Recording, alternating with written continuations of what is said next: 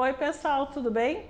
Agora a gente vai estar falando nesse vídeo da etapa 2 de Biologia. Eu sou a professora Fabíola e a gente vai estar conversando sobre os assuntos que constam aqui na nossa apostila. Tudo que a gente estiver conversando são de extrema importância para vocês estarem realizando as atividades de vocês, seja a prova, seja o trabalho de vocês. Então, acompanhem junto comigo pela apostila, certo?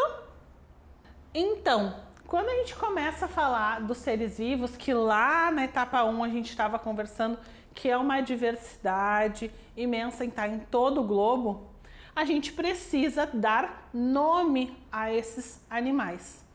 E existe na comunidade científica uma regra que foi descrita lá muito antigamente por Linneu. Essa nomenclatura ela é chamada de nomenclatura binominal. Atentem-se a isso. Sinalizei lá na apostila de vocês. Binominal. Bi, dois nomes. Aonde o primeiro nome é o gênero e o segundo nome é a espécie. E nós temos regrinhas para dar esses nomes. O primeiro nome ele tem que estar com a primeira letra em maiúsculo e a segunda em minúsculo. E as duas devem estar em itálico, que é aquela letra deitadinha, certo? Esse nome ele é válido mundialmente.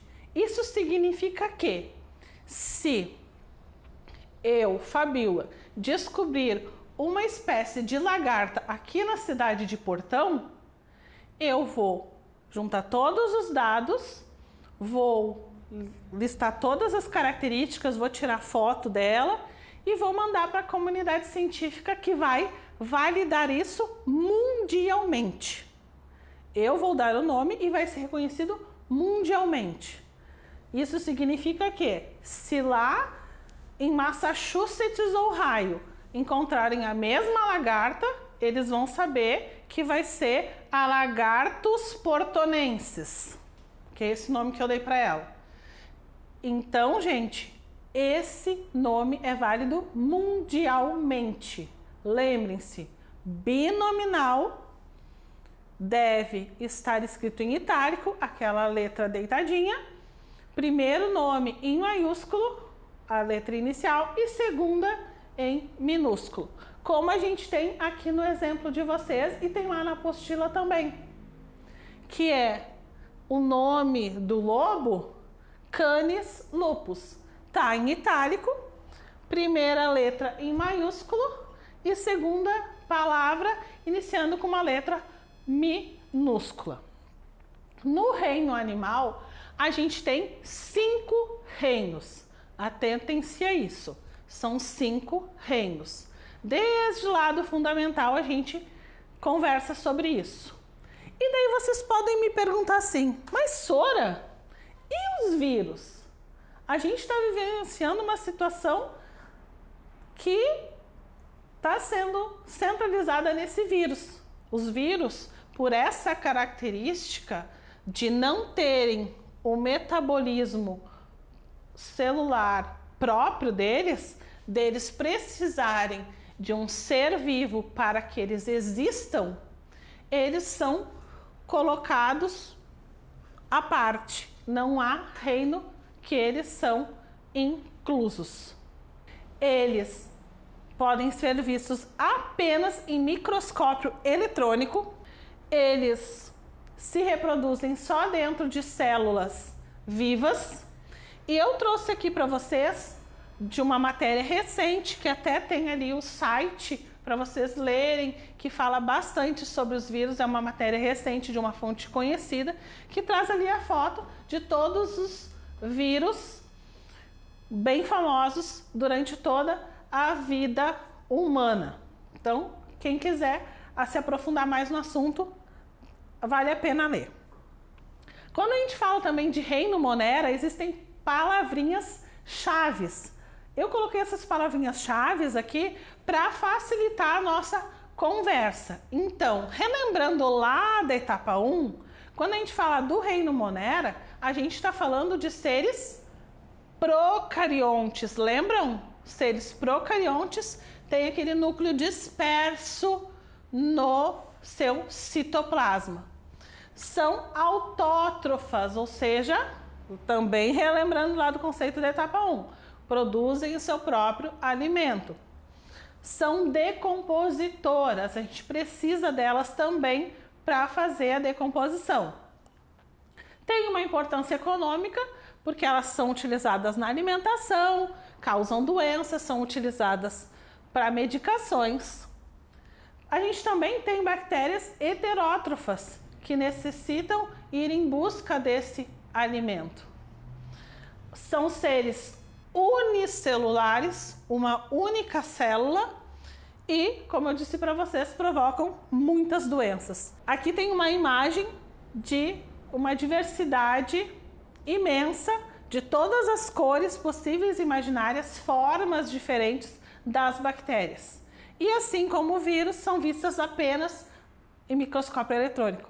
A diferença delas é que elas são incolores, assim como os vírus, mas elas são mais evoluídas, digamos assim. Hoje, se eu encontrar uma bactéria, eu vou ter que testar o corante. Por isso que elas são de cores diferentes, porque elas são adaptadas, elas querem se camuflar no ambiente para que ninguém encontre elas.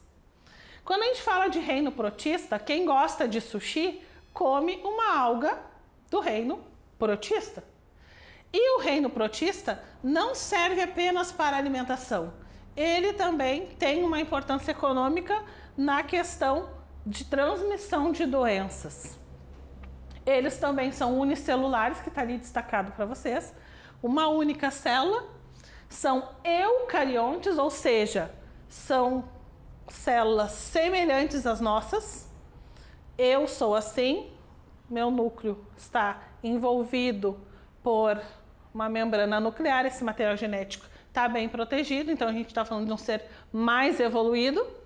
Tem aquela importância econômica que eu falei para vocês, e a gente vai ter os heterótrofos e os autótrofos. Lá na apostila de vocês a gente tem uma tabelinha com vários protistas, a sua fonte de contágio, o seu nome científico e aonde a gente pode encontrar eles. Os protistas, eles são indicadores da boa qualidade do ambiente. Isso significa que quando a gente vai lá para o litoral, no verão, que a gente está com os dreadzinhos do cabelo, sai do mar com os dreadzinhos, aquelas algas, elas são oriundas do excesso de matéria orgânica. Ou seja, tem muita matéria orgânica, elas estão indicando para a gente que aquela água está poluída, tem muita matéria orgânica dispersa. A gente vai falar agora do reino fungi, que são os fungos, que lá os nossos pais, os nossos avós, estudaram que os fungos estavam dentro do reino das plantas, mas começaram a perceber características que fizessem com que eles fossem retirados do reino das plantas. Então, o reino dos fungos são pluricelulares, assim como nós, muitas células.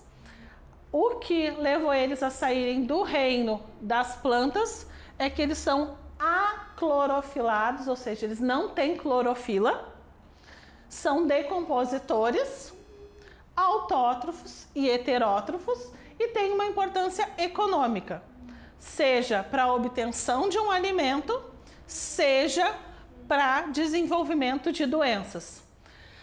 Então, aqui eu fiz um mix de fotos aonde a gente tem aquilo que a gente estava conversando antes da questão da importância econômica, aonde a gente tem a questão da produção dos queijos, dos vinhos, a gente também tem a cerveja que poderia estar ali, das doenças, ali está sinalizado uma micose, e tem a diversidade de fungos no ambiente. Quem regula ali com a idade comigo, que eu não vou contar para vocês qual é, vai lembrar dos desenhos dos Smurfs. Isso vocês não precisa contar assim, mas sim, conversa de pé de ouvido. A gente está vendo aqui esse fungo aqui, que é aquele fungo que tinha lá na época que a gente assistiu os Smurfs. Esse fungo ali que eu sinalizei para vocês, ele é um fungo alucinógeno. Então, quando a gente ouve alguma notícia de que o pessoal vai para algum templo e faz alguma festa diferente, ficaram doidão da cabeça, é por conta desse cogumelo aqui que a gente via lá no tempo dos Smurfs. Pra gente ver como a gente tem que cuidar o que as nossas crianças assistem no YouTube e na televisão. E a gente vai chegando já pro final falando do reino das plantas. Quando a gente está falando do reino das plantas, a gente vai se lembrar em épocas de pandemia, a gente hoje está falando muito das suculentas, que faz parte do reino das plantas, que, como eu falei para vocês lá na etapa 1, são autótrofas. Tem portes variados, porque a gente vai estar falando lá dos musgos, como a gente vai estar falando de um pinheiro, né? Então são portes completamente diferentes, com uma diversidade completamente diferente, seja das raízes, do tipo de caule, do tipo de folhas, do tipo de frutos produzidos, se assim produzem. Sementes também são pluricelulares, têm muitas células e, assim como nós, lembram? Eucariontes, têm o seu material genético envolvido por membrana. Tem importância econômica porque a gente obtém diversos materiais a partir das plantas, seja da acácia, que a gente consegue tirar um inseticida, que a gente consegue tirar tintas, que a gente consegue abastecer caldeiras, a gente constrói móveis a partir disso, a gente retira alimento a partir dessas plantas. Tem uma parede celular rica em celulose, ou seja, olhem lá na apostila de vocês, além da membrana plasmática, eles têm essa parede celular que confere mais resistência. Vamos comparar a nossa pele com o caule de uma rosa. Quando vocês, guris, querem agradar a sua prenda e arrancam lá uma rosa, fica aquele filete ainda. Aquele filete é a parede celular, que ela é muito resistente. É claro, se a gente for com uma tesoura, uma faca, a gente consegue retirar. E como eu disse para vocês, os tamanhos variados. E agora a gente chega no final falando sobre o reino animal e o reino dos animais ao qual nós pertencemos. É dividido em vários grupos. Lá na apostila de vocês está dividido o reino animal em grupos dos vertebrados, aqueles que possuem coluna vertebral, e a gente tem aqueles que não possuem coluna vertebral, que são os invertebrados, mas estão todos incluídos nesse reino animal. A gente conhece muito pouco da nossa biodiversidade mundial, mas estamos nesses grupos aqui representados que estão lá na apostila de vocês, apresentados de uma maneira diferente, não em tabela como está aqui. Eles têm muitas células, por isso eles são pluricelulares, eucariontes, ou seja, aquele núcleo, o material genético está lá centralizado, protegido por uma membrana nuclear, tem adaptações ao ambiente onde está. Se a gente pegar um pinguim que a gente encontre aqui na América do Sul, ele vai ter características diferentes daquele pinguim lá da Antártida.